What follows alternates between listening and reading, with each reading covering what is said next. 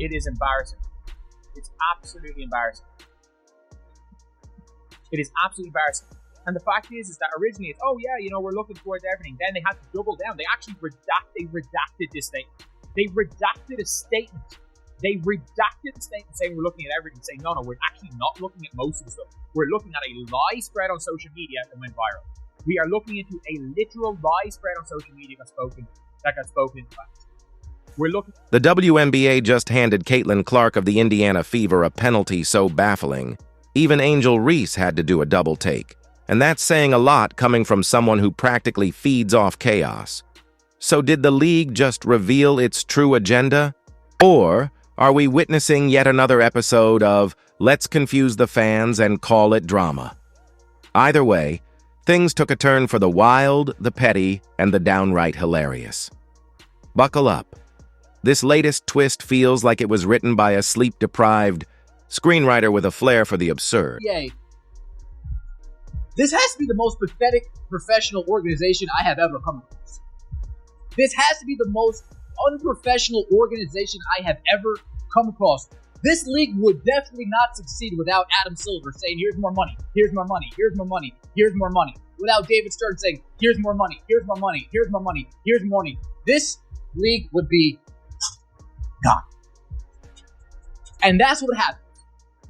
When you don't need to think logically, when you don't need to think like a business, when you can continue to put activism at the forefront because that is going to continue to pay your bills, you're allowed to get off the rails. You're allowed to say whatever outlandish stuff you want to say because it doesn't matter. You'll never fail. The takes through the flagrant foul from your perspective, just what you saw in that play, how you interpreted what happened. Basketball flavor. Ah, yes, the WNBA, a league where fiery intensity gets diluted and real rivalries are handled like PR crises. If you've ever imagined professional basketball filtered through an HR seminar and sprinkled with quotes from a Be Kind Pinterest board, welcome to the show. The latest chapter, a headline-grabbing saga starring Caitlin Clark, a certified bucket, and Angel Reese, who steps on the court like it's WrestleMania, and she's playing both the villain and the fan favorite. Let's dive into the chaos. Outside of the run-of-the-mill booing. But the WNBA seems content to follow through with this ridiculous investigation. Who is the WNBA going to let control their pocket strings, their pocketbooks? Because it seems to me like the new fans are the ones that's funding this whole league now. I mean, we make up about 70% of the fans overall. Otherwise, yesterday's game would have been watched by about 400,000 people, maybe. It probably got watched by what? Upwards of 2 million? I mean, does the WNBA want to lose Caitlin Clark fans? Because I think as much as people... Picture this. Caitlin Clark, queen of clutch, court vision for days, and a basketball IQ that's off the charts, makes a sharp, strategic defensive move. She slides in with what might be the cleanest, most respectful bit of contact the league's seen all year. In any other sport, you'd call it hustle. But in the WNBA, make the slightest contact and it's like you've committed a felony on national television. And fans scream, and fans do try to do anything they can to diminish their opponent's ability to make a bucket.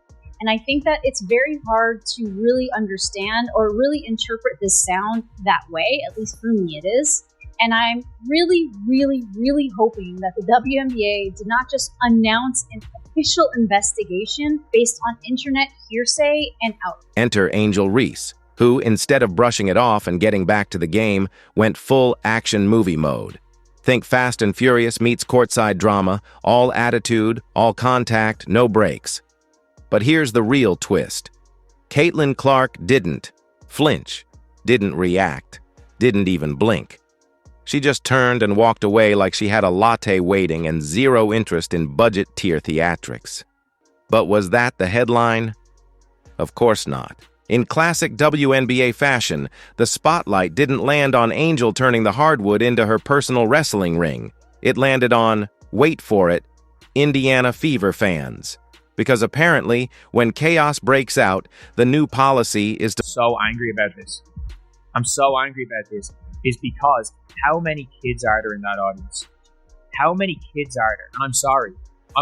I'm cool with idiots online branding whatever they but when it comes to innocent kids who just want to watch their favorite team, favorite players play basketball, and thankfully they're going to be oblivious to this. But I'm sorry, you're branding kids as dangerous.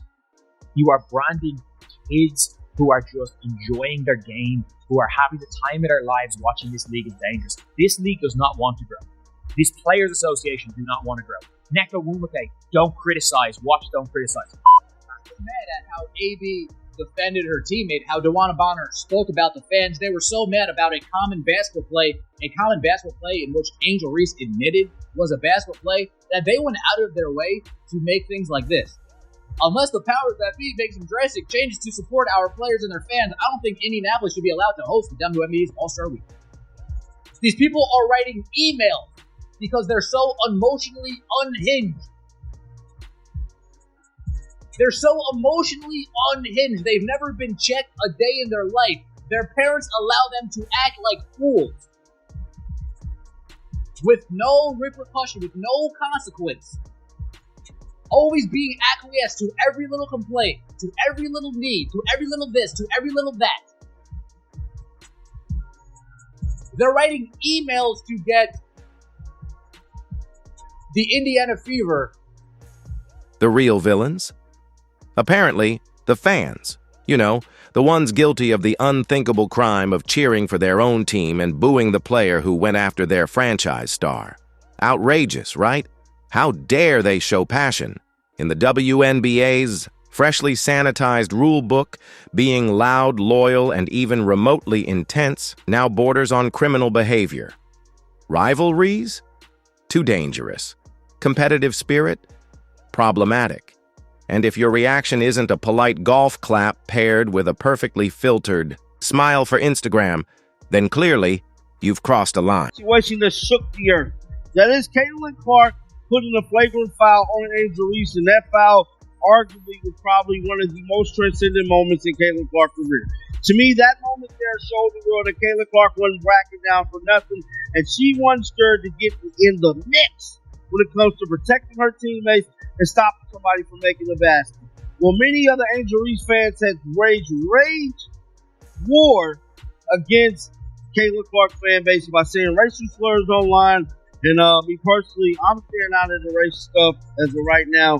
But for them to sit up there and lie and say that Angel Reese was getting called racist names during the game, I had somebody from my team sitting right behind Chicago's sky bench. Well, nobody said nothing about Angel, man. It's like the WNBA has developed a full-blown allergy to actual competition. The kind of raw, on-court tension that built the foundation of sports in the first place. Not the overproduced PR fluff, but real, gritty rivalries that make fans feel something. Instead, we're stuck in the league's meticulously curated utopia, where every player is expected to smile like they're running for city council, and one flash of genuine emotion sends league execs into a tailspin. You'd think the WNBA would be celebrating the Caitlin Clark versus Angel Reese drama.